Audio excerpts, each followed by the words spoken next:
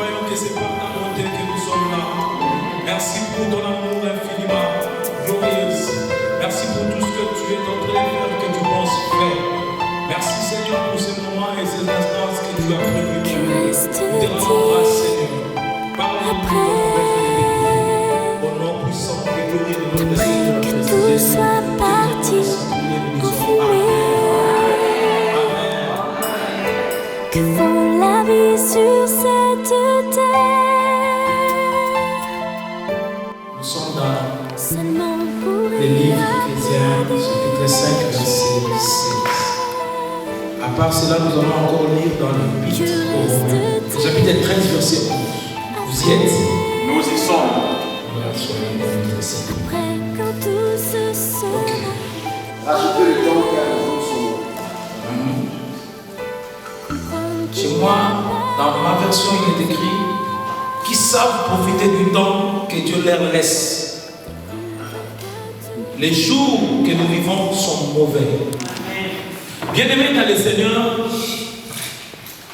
nous sommes dans un moment très difficile et très critique de l'Église. Amen. L'Église, à ce temps de la fin que je suis en train d'annoncer déjà, a besoin des hommes comme des Jean-Baptiste. Amen. L'Église a besoin des seconds Jean-Baptiste. Des gens qui sont là que pour réfléchir comment préparer la seconde ou le retour de Jésus-Christ. L'Église n'a pas besoin de gens qui ne parlent que de choses terrestres. Vous allez comprendre avec moi que l'Église est devenue plus terrestre que céleste. Et nous avons besoin de gens qui ont le temps de réfléchir sur ce temps que nous sommes.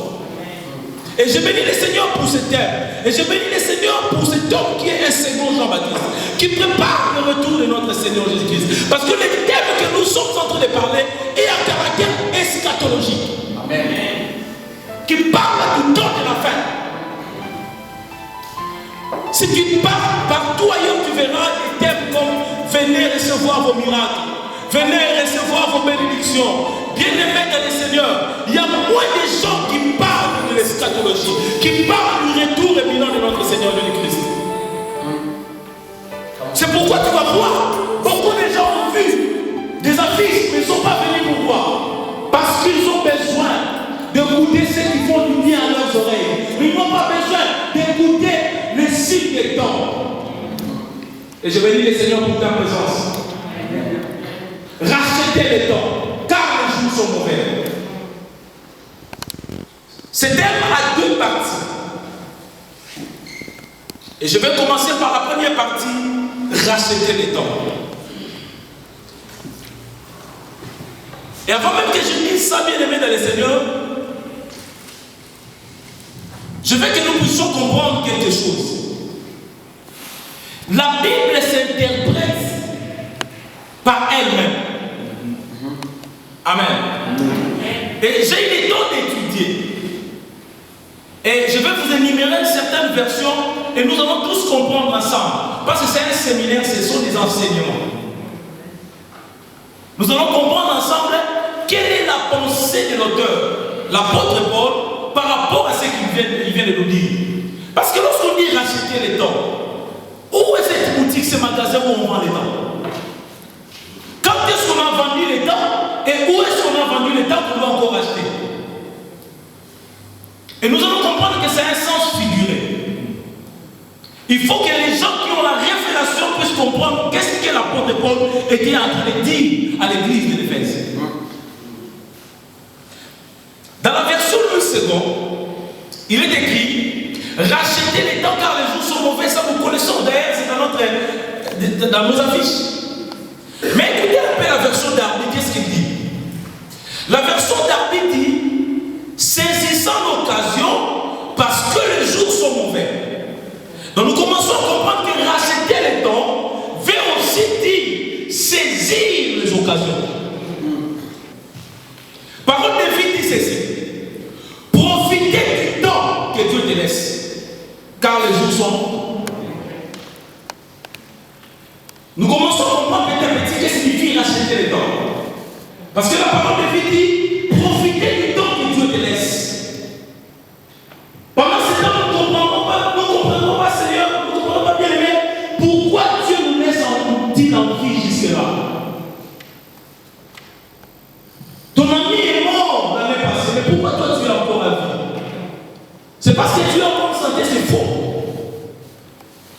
Mais Dieu te laisse un temps que tu dois en profiter.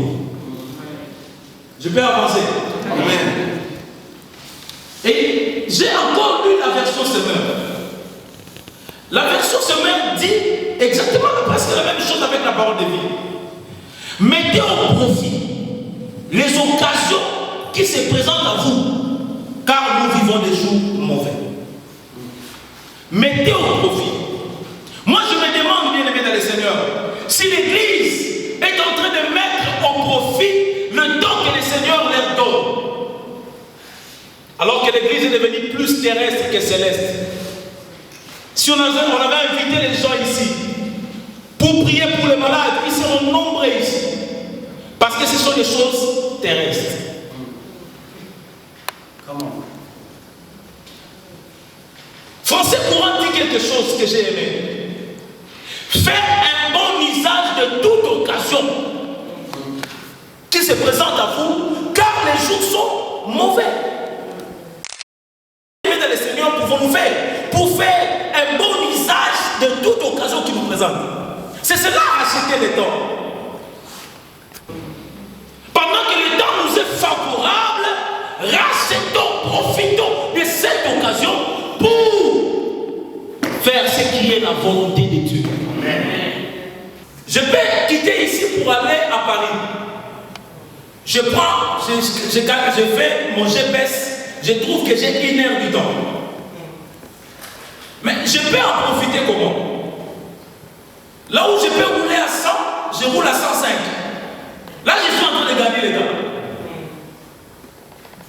Nous comprenons tout cela. Cela veut dire que quelque chose que tu pouvais faire en 2 jours, tu peux le faire en 1 journée. C'est ça gagner les temps.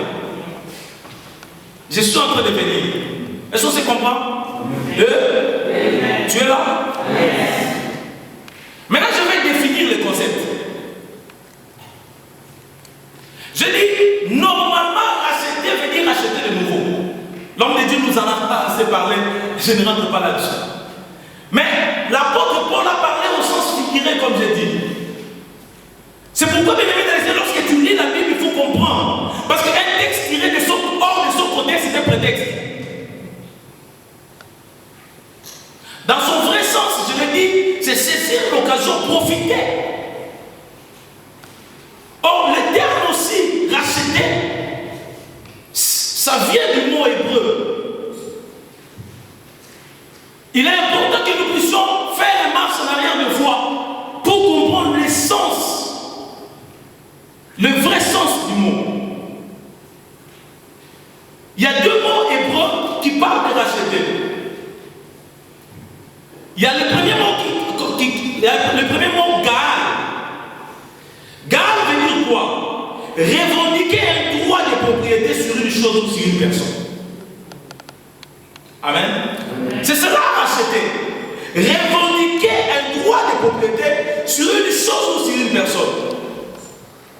C'est pourquoi, bien aimé dans le Seigneur, pendant ce temps que toi tu es distrait par ce que tu es en train de vivre dans ta vie, tu es distrait par la réalité de ce monde, mais il y a une personne qui veut racheter à tout prix, mais qui veut revendiquer à tout prix. Il s'appelle Jésus-Christ et il a besoin de toi. Il a besoin qu'il se sert de toi pour gagner les âmes. Pendant que l'église dort, je suis en train de venir. Le deuxième mot, c'est Pada. Pada, ça veut dire simplement payer une rançon pour le racheter. Et par rapport à ce mot Pada, nous avons compris que pendant que l'église est en train de dormir, j'ai béni le Seigneur lorsque j'ai lu la parole de Dieu. Dans le verset 14 du même chapitre 15, il est dit, réveille-toi, toi qui dors. Relève-toi d'entre les morts et Christ t'éclairera. Donc cela veut dire quoi? Il y a quelqu'un qui veut éclairer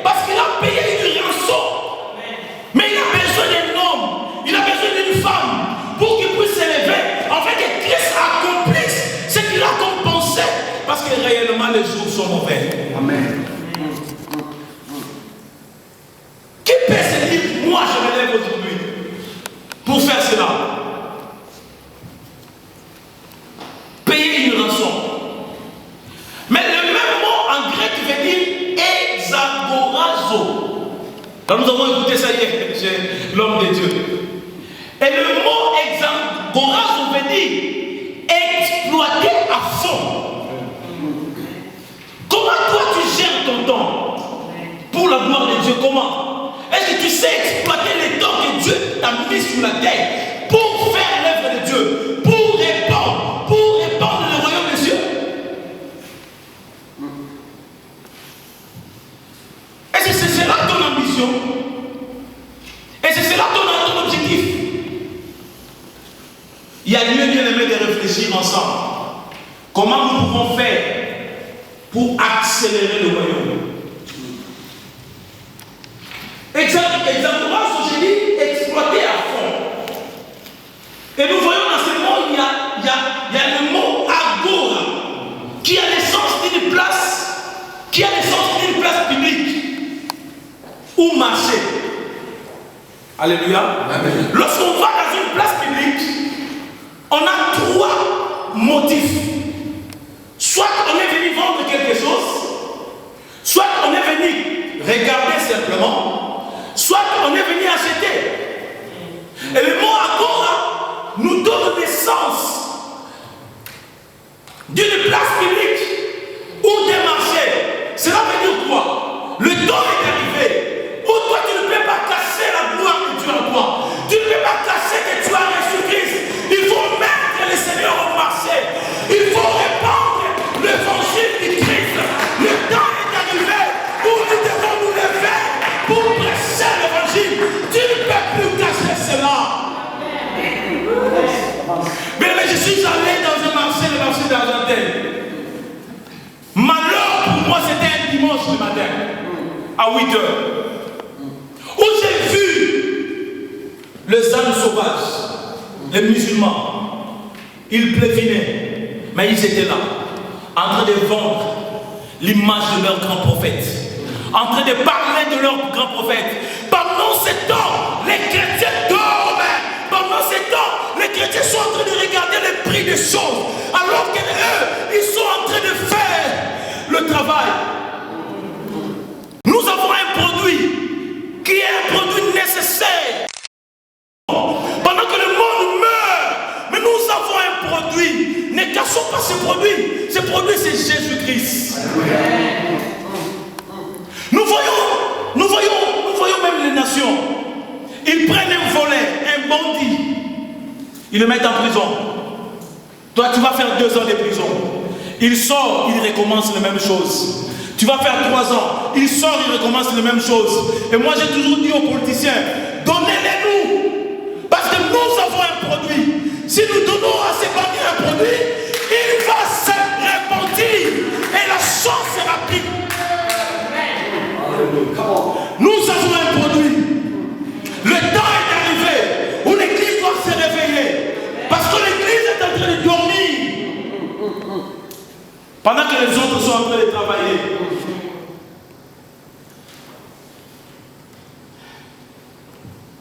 Ici, l'apôtre Paul nous fait entrer dans le monde des affaires ou des commerces. C'est pourquoi l'Église avait dit, je suis en train de faire les affaires de... Quand est-ce que toi tu feras les affaires de ton père? L'apôtre Paul nous fait entrer dans un terrain des affaires ou des commerces. Tu as un produit que tu dois vendre à 0 €. Mais ces produits-là guérissent. Ces produits-là bénissent. Ces produits-là délivrent. Ces produits-là élèvent. Ces produits-là font du bien. Tu as déjà goûté ces produits. Mais pourquoi tu ne parles pas de ces produits? Pourquoi tu ne parles pas de cela au travail? Pourquoi tu ne parles pas de cela à la maison? Pourquoi nous ne parlons pas de Christ alors qu'il revient bientôt? Il a besoin des gens qui parlent. Oh, bien aimé, rachetons le temps. Saisissons les occasions. Est-ce que je peux avancer? Amen. Et lorsque nous parlons du temps, Là, je parle de racheter. Lorsque nous parlons du temps, le temps n'est autre qu'une durée qui peut être mesurée. C'est ça le temps. Ou une époque déterminée. C'est ça le temps. Mais par rapport à l'apôtre Paul, il ne parlait pas du temps que nous sommes en train de dire. C'était au sens figuré aussi. Parce qu'il ne parlait pas. Lorsqu'il dit les jours sont mauvais, il était en train de parler de quelque chose. Par rapport au temps, si nous rentrons chez les Hébreux ou chez les Grecs, nous allons voir qu'il y a deux types de temps. C'est vrai, bien aimé dans les Seigneurs. Le temps passe vite. Mais nous devons faire quelque chose que je vais dire après ici. Mais je parle d'abord de deux types de temps que nous avons. Nous avons le temps qu'on appelle chronos, les yom. Les yom, le temps chronos. Le temps chronos c'est quoi? C'est le temps de la vie, le temps de l'homme. Il est 23 heures, il est 10 heures, il est 9 heures. Bien aimé, deux fois nous les enfants de Dieu, nous nous accrochons au temps chronos, alors que Dieu n'utilise pas le temps chronos. Dieu est en train de te dire que j'ai déjà 32 ans, je n'ai pas de mari, donc c'est trop tard pour moi. Oui, c'est normal, parce que tu penses au temps chronos. Mais celui qui pense à notre temps, il te dit, il y a encore du temps pour toi, il y a encore du temps pour toi, tu peux encore espérer. Amen. Oh, Karanabaye, Kababaye.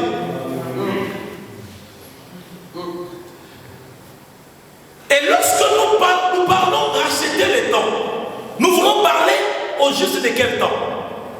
C'est le deuxième temps. Le temps qu'on appelle Kairos, qui veut dire le temps de Dieu, ou le moment précis. Alors nous, qu'est-ce que nous pouvons faire? Nous comprenons que nous devons gagner les chronos au profit de Kairos. Nous devons tout faire pour gagner les chronos au profit du kairos. Cela veut dire quoi? Gagner ce temps que nous avons. Mettre au profit toutes les occasions que nous avons pour accélérer le temps de Dieu. C'est ce que Dieu attend de nous. C'est que nous puissions nous lever et travailler de manière à accélérer le temps que nous avons. Parce que nous sommes obligés de nous accrocher au temps de Dieu. Amen. Amen. Je parle comme un prophète. Je suis en train d'annoncer que les jours qui arrivent, ce sont les jours très mauvais. Et nous devons comprendre ce que nous sommes en train de dire.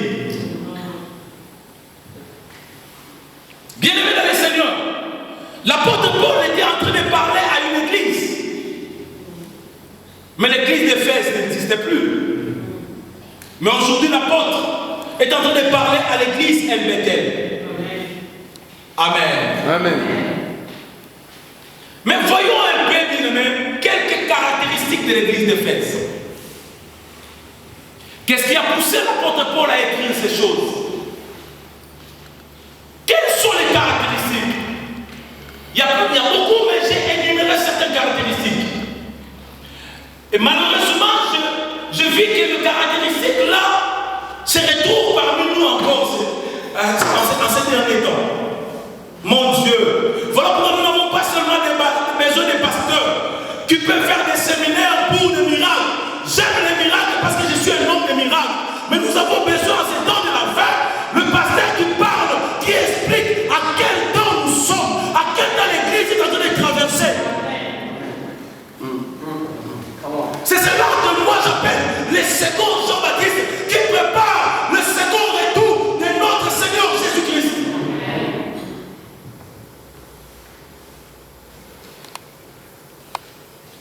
La ville d'Éphèse était une ville prospère.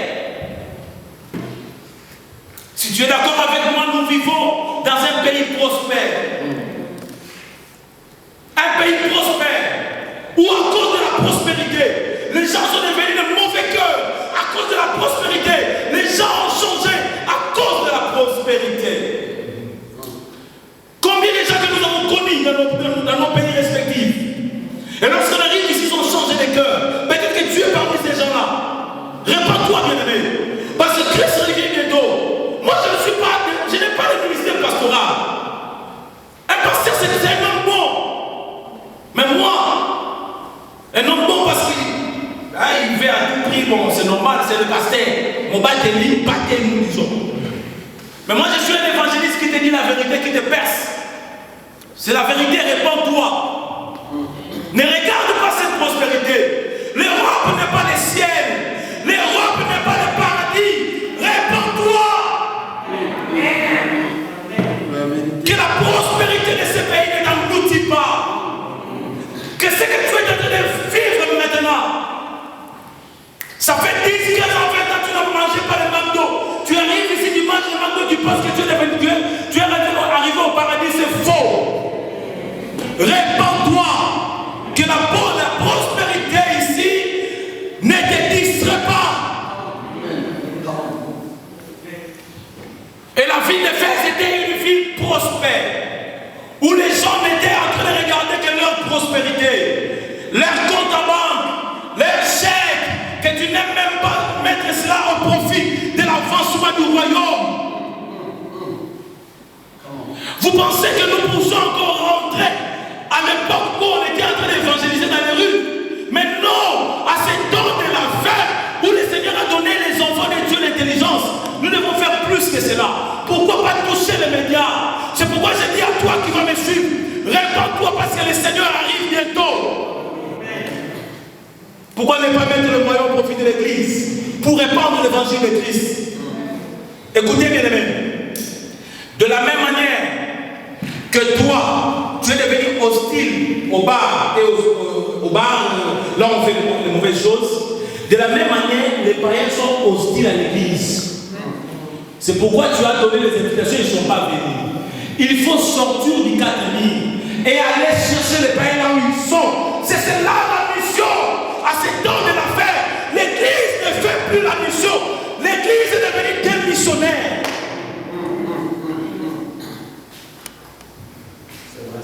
Rachetons les temps, car les jours sont mauvais. C'est cela le moyen de racheter. Bien-aimés là, bien-aimés, l'église d'Éphèse, l'Éphèse était une grande ville.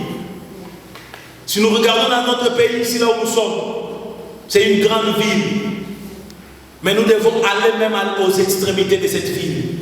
S'il faut aller même au-delà de cette ville pour annoncer l'évangile.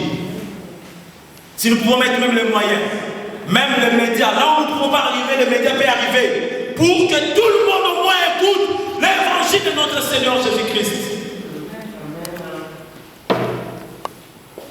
Lorsque tu ne vas pas, mais tu donnes l'argent, tu mets les moyens, c'est comme si tu es parti ensemble avec la personne qui meurt. Amen. Lorsque toi tu ne prêches pas, tu ne fais pas ça, mais tu mets les moyens au profit de l'église. Par exemple, les moyens que nous avons mis pour les affiches, tu as contribué toi aussi pour la faire ça. Amen. Et tu recevras la même récompense. L'église doit se réveiller en ce temps de la fin. L'église de l'Éphèse était une église idolâtre. Nous le vivons encore aujourd'hui. À l'église, à Éphèse, il y avait des temples dédiés à Artémis. Ici aussi, il y a des temples qui sont dédiés à. Nous les voyons en passant. Mais qu'est-ce que nous faisons? Nous sommes prêts à critiquer. Mais est-ce que tu es allé pour prêcher ces gens-là? Il y a beaucoup de temples dédiés à. Temples dédiés à tel. Temples dédiés à tel. Mais toi qui portes l'arche de l'alliance, mais qu'en fais-tu? Tu n'es là qu'en train de pleurnicher. Ma vie ne marche pas. Je vais dire demain samedi. Je vais parler sur le deuxième point. Les temps sont mauvais. Tu comprendras de beaucoup de choses. Arrête de pleurer. Arrête de chercher ton problème. Mais cherche d'abord l'intérêt du royaume. J'ai donné l'exemple des gens là. Ils étaient là sous la pluie, en train de travailler. Vous pensez qu'ils n'ont pas de problème? Ils ont aussi des problèmes. Mais ils ont arrêté. Ils ont laissé leurs problèmes pour chercher l'intérêt de leur prophète. Leur prophète qui est mort. Mais nous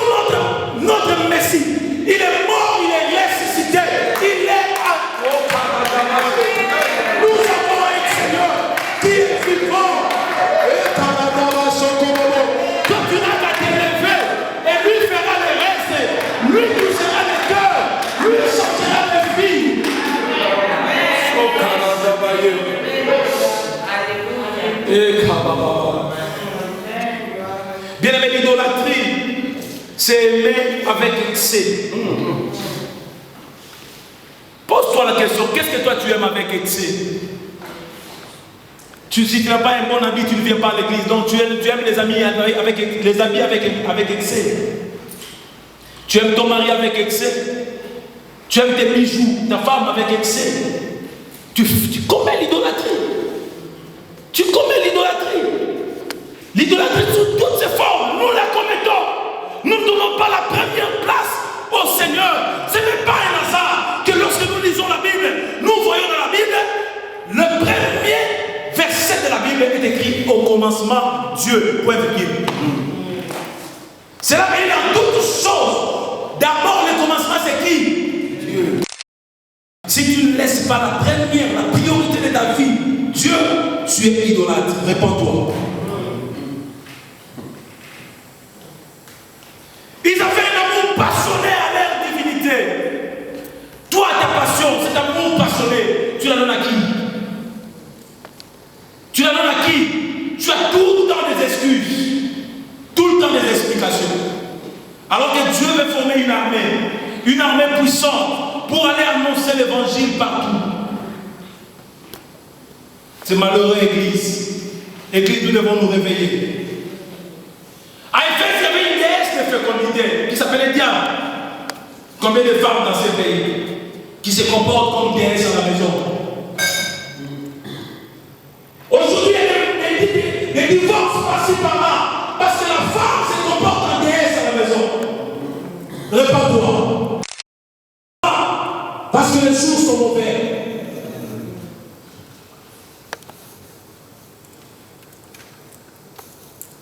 L'Église, lorsque nous voyons bien le Seigneur par rapport aux caractéristiques, quelque chose que j'ai aimé, l'Église était devenue une menace aux intérêts des idolâtres et aux cultes et aux industries idolâtres. Mais est-ce qu'aujourd'hui en France, nous pouvons nous dire que l'Église devient une menace pour les occultes? Nous ne sommes pas encore arrivés à ce temps-là. C'est pourquoi toi et moi, nous devons nous lever pour que l'Église devienne une menace pour les occultes. Nous voyons les autres s'imposer, mais les christianismes ne se posent pas. Tu n'es là que pour regarder, il s'est habillé comment. Et le pasteur dit, moi j'ai une grande église, moi j'ai une belle voiture, n'importe quoi, répandons-nous. Répandons-nous. Nous sommes distraits. Alors comme bien aimé dans le Seigneur, je vais vous donner tout à l'heure les statistiques de la mythologie.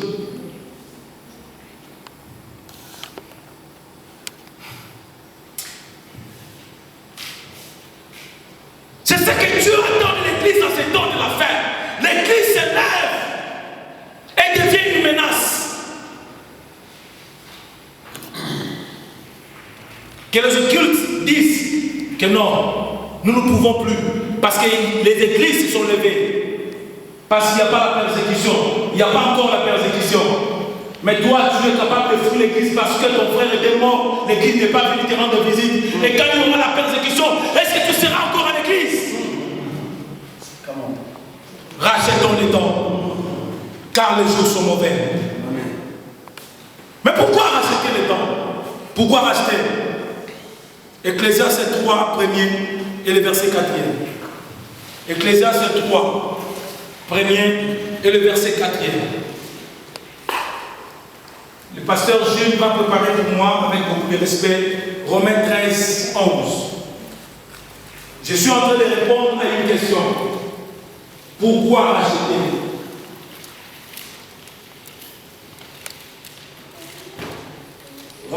Romains 13, 11. Celui qui a pris Ecclésiaste 3, 1 à 4. 1 et 4 peut s'élever aussi. Nous commençons avec... Je lis au nom de Jésus-Christ Romains 13, 11. Oui. Cela importe d'autant plus que vous savez à quel temps nous sommes. C'est l'heure de vous réveiller. Enfin du sommeil. Car maintenant, le salut est plus près de nous que lorsque nous avons cru. Répète un peu s'il te plaît. Petit à petit, je vais expliquer. Et je vais passer. Cela importe d'autant plus que vous savez à quel temps nous sommes. Est-ce que tu connais à quel temps nous sommes? Demain, je vais parler sur l'église apostate. Tu comprendras à quel temps nous sommes. Nous sommes à un temps difficile de l'église. Et l'apôtre Paul est en train d'écrire aux Romains que vous devez comprendre à quel temps nous sommes. Dis à celui qui est à gauche et à droite de toi, réveille-toi.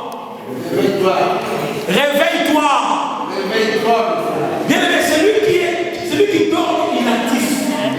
C'est l'église. C'est l'église que nous sommes en train de vivre. L'église est devenue inactive.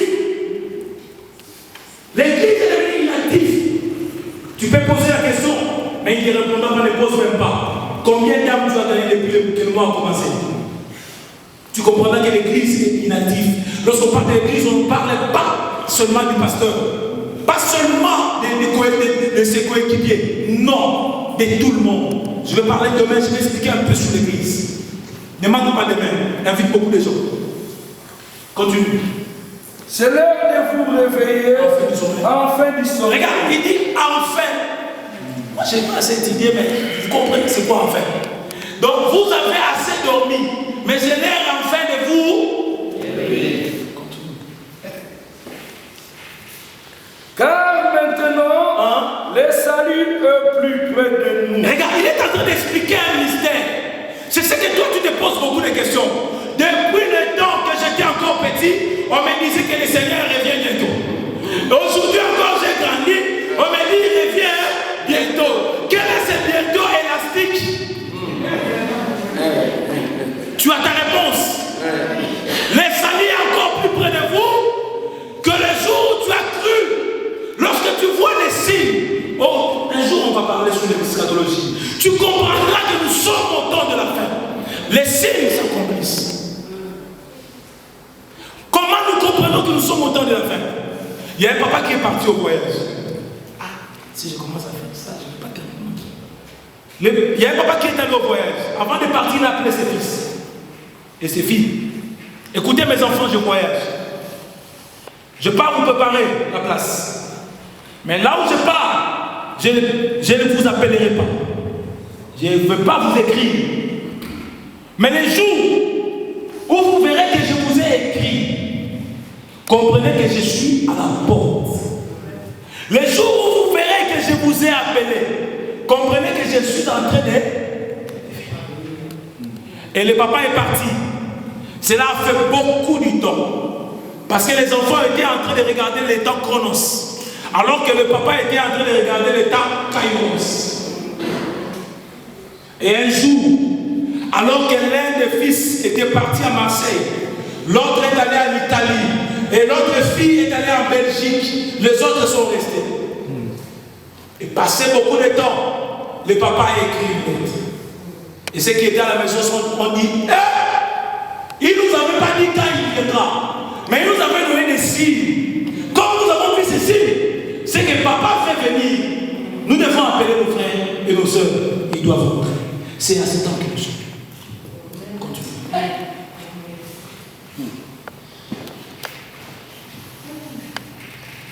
Car maintenant, le salut est plus près de nous que lorsque nous avons cru. Amen. Amen. Et dans Ecclésiaste chapitre 3, verset 1er, la Bible dit qu'il y a un temps pour toutes choses. Amen. Amen. Amen. Amen. Là, permettez-moi, je ne vais pas expliquer parce que j'ai dépassé déjà les temps.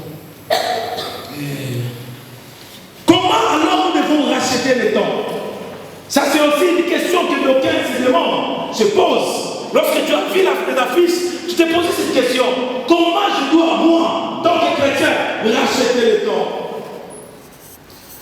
La première réponse, qui est capitale, et qui sera scindée en quelques parties, c'est que nous devons saisir toutes les occasions.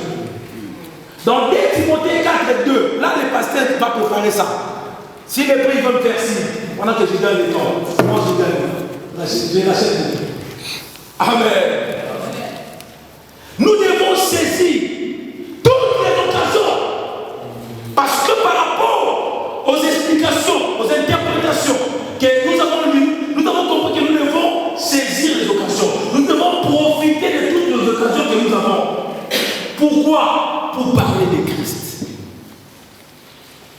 La première des choses, tu es déjà là. Merci, mon Dieu. Il peut lire. Je lis au nom du Seigneur. Prêche la parole. Prêche la parole. Ça, c'est l'apôtre Paul qui parle à son fils Timothée. Aujourd'hui, Timothée ne parle à c'est toi et moi. Insiste à toute occasion. Insiste à toute occasion. Favorable ou non. Favorable ou non. Reprend, censure, exhorte, avec toute douceur et à l'insuffisance. Regarde, avec toute douceur. Mais on nous dit, prêche la parole à toute occasion. Et l'apôtre a continué pour dire, parce qu'il a voulu répondre à ta question là. Parce que lorsqu'on te dit prêche la parole, tu te dis, je n'ai pas l'occasion. Les occasions ne me sont défavorables. Il a dit, à toute occasion, il a expliqué, favorable ou non. Cela veut dire quoi? Le temps est arrivé où tu dois t'élever, aller appuyer à l'interphone. C'est qui? C'est moi. Mais qu'est-ce que tu veux faire? Je ne connais pas. Je suis venu te prêcher Jésus-Christ. Les témoins de quoi, ma France? J'ai dit ça parce qu'ils ne sont pas les nôtres. Tu comprendras ça? Je crois que l'homme a déjà prêché l'islam. Ils le font. C'est pourquoi Christ dit, les enfants de la lumière. Alors que les enfants des ténèbres le font, mais nous refusons de faire cela. À cause de multiples raisons. Nous sommes plus terrestres. Nous ne cherchons pas premièrement le royaume des cieux, mais nous sommes en train de chercher deuxièmement le royaume des cieux. Or la Bible ne dit pas chercher deuxièmement le royaume des cieux. La Bible dit chercher premièrement. Le temps est arrivé où tu dois oublier que tu es très belle, mais aller prêcher l'évangile, utiliser ta bonté pour l'évangile. Le temps est arrivé où tu dois oublier que tu as beaucoup d'argent, mais utiliser ton argent pour la cause, pour la seule cause, et la cause du royaume.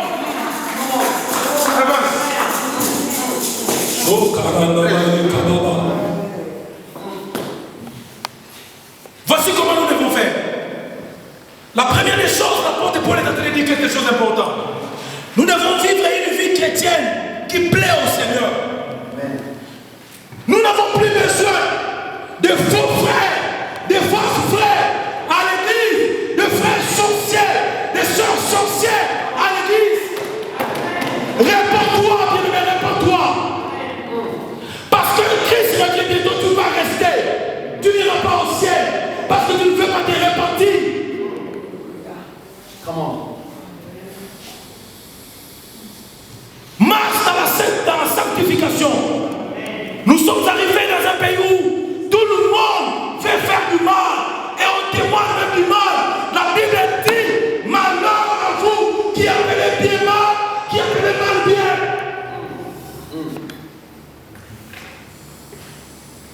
Aujourd'hui, il y a l'association des malfaiteurs à l'église. Répands-toi. Christ revient bientôt. J'ai dit répands-toi. Qu'est-ce qu'il a dit dans Colossiens 4:5? Parce que si tu lis Ephésiens 5, tu comprendras que tout ce que je suis en train de dire est énuméré là.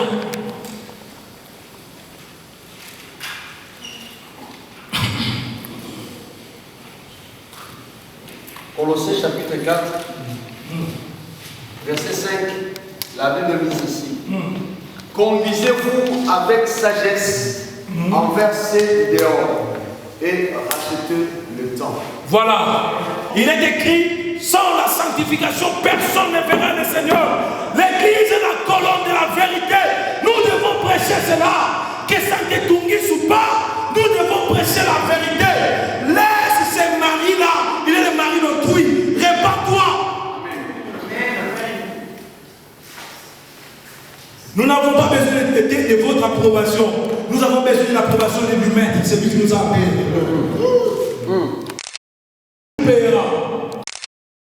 Même si tu ne me donnes pas les transports de retour, je parle la vérité. Deuxième chose, nous devons témoigner Christ. Bien aimé, avant que j'explique cela, je vais vous dire maintenant les statistiques de la missiologie que je viens de lire il n'y a pas longtemps, et cela a bouleversé ma vie. Jusqu'à là, je suis bouleversé. Les statistiques disent ceci. L'islam est en train de croître de 16% par an. Je pense que tu te dis que le christianisme doit être plus que ça. L'islam croît de 16% chaque année. Et les hindouisme croît de 13%. Ça fait mal. 13%. Et le bouddhisme croît de 10% chaque année. Posez-moi la question du christianisme. 9%.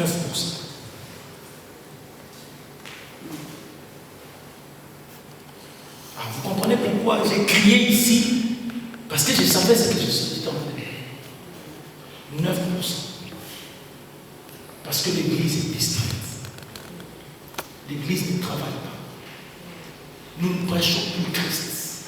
Nous n'entrons plus dans les marchés pour vendre notre produit. 9%. Tous ceux-là qui n'ont pas le vrai Dieu, 16%, 13%, 10%. Malheur, Église, malheur, alors que le Fils de l'homme arrive, l'Église dort. L'Église est devenue plus terrestre que céleste. Nous devons témoigner. Et c'est cela la volonté du Seigneur en ces temps de la fin. L'apôtre Paul a dit, Éphésiens 5, 17, que nous devons faire la volonté du Seigneur. Voici donc la volonté du Seigneur, c'est témoigner le Seigneur jusqu'au prix du sang. Écoutez bien le Seigneur. Lorsque tu lis Actes chapitre 1er verset 8, d'abord je vais énoncer quelque chose. Si tu ne veux pas faire Actes chapitre 1er verset 8, Acte 8 premier te suivra, que tu ne le veuilles pas. Je répète pour dire, si tu refuses de faire Acte chapitre 1er verset 8, Dieu va t'imposer Acte chapitre 8 verset 1. Maintenant, les hommes de Dieu vont lire ça. Comme ça, vous allez comprendre. Pendant qu'ils sont en train de chercher, dans Acte chapitre 1er verset 8. Acte 1er verset 8. Lisons cela. La Bible nous dit ceci. Mais vous recevez une puissance. Voilà. Le Saint-Esprit survenant sur vous et vous serez mes témoins. Calme-toi. Vous recevez une puissance. Je crois au miracle et je suis un homme de miracle. Mais la puissance du Saint-Esprit, cela n'est pas d'abord pour guérir le malade. Ce n'est pas d'abord pour faire le miracle. Mais c'est d'abord pour témoigner. Vous recevrez une puissance. Et le Saint-Esprit surviendra sur vous. Et vous serez mes témoins. Où? À Jérusalem. Dans toute la Judée. À Corbet. Dans la Samarie. Et jusqu'aux extrémités de la terre. À Paris. Et jusqu'à les extrémités. Lorsque les disciples étaient en train d'écouter cela, et ils n'écoutaient pas ça en français. Le mot témoin en français a diminué la grandeur de ce que le Seigneur était en train de dire. Le mot témoin en grec veut dire martyr.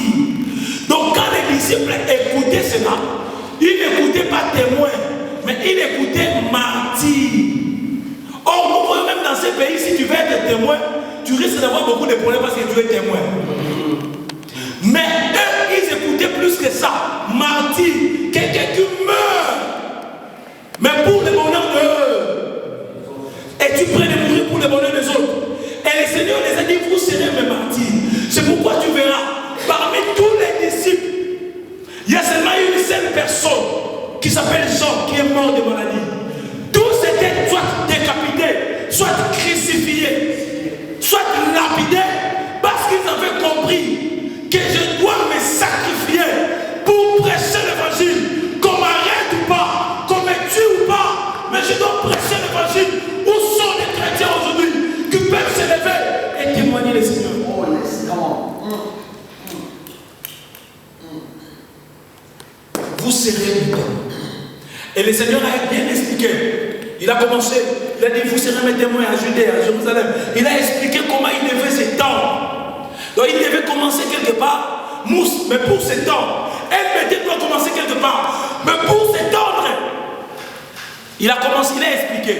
Mais les disciples, quand ils ont commencé, ils se sont plus limités à leur vie naturelle qu'ils avaient en Judée. Et lorsque le Seigneur a vu cela, le Seigneur les a imposés maintenant, Actes chapitre 8, verset 1er. Lisons. Acte 8, 1er. Saül avait approuvé le meurtre d'Étienne. Il y eut ces jours-là une grande persécution contre l'église de Jérusalem. Une grande persécution. Et toutes excepté les apôtres se dispersèrent dans les contrées de Judée et de la Samarie. Voilà. La Bible dit ceci. Le Seigneur a envoyé la persécution. C'est pourquoi il y a des maladies que tu as là. Tu ne seras guéri que lorsque tu prêches l'évangile. Il y a des problèmes que tu as. Tu auras la solution que lorsque tu prêches l'évangile. Tu es réserve de cela. Il t'a imposé la persécution. L'église chrétienne est en train de souffrir de la persécution parce qu'ils ne veulent pas annoncer Christ aux autres. Dieu a imposé la persécution aux disciples. Comment? Et les disciples, vous pensez que c'est par hasard qu'ils ont commencé à témoigner Christ partout ils fuyaient? Parce qu'ils ont compris que nous n'avions pas écouté le maître. Maintenant, il nous a imposé la persécution. Nous devons à tout prix faire cela. Tu as déjà vu les gens en train de courir, en train de prêcher la bonne nouvelle? Non, j'étais à Brazzaville. Lorsqu'il y a eu ce problème-là où beaucoup de gens sont morts, j'ai vu quelqu'un qui était en train de fuir. Et celui qui était en train de filmer le pose la question. Qu'est-ce qu'il y a? Il n'a pas même voulu répondre. Il a fui. Mais vous avez déjà vu les gens qui fuient et ils sont en train d'annoncer la parole. Répandez-vous, croyants, c'est Jésus. Répandez-vous, croyants, c'est Jésus-Christ. C'est ce qu'il faisait. Donc si l'église souffre aujourd'hui en Dieu, nous allons faire des prières de la main, des prières. Nous allons tout faire des prières, nous allons inventer les démons. Parce que nous sommes au temps où les faux prophètes, les faux pasteurs sont arrivés avec des doctrines des démons. Vous allez inventer les démons. Mais l'église souffre parce que l'église ne fait pas la mission. Que Dieu bénisse sa parole.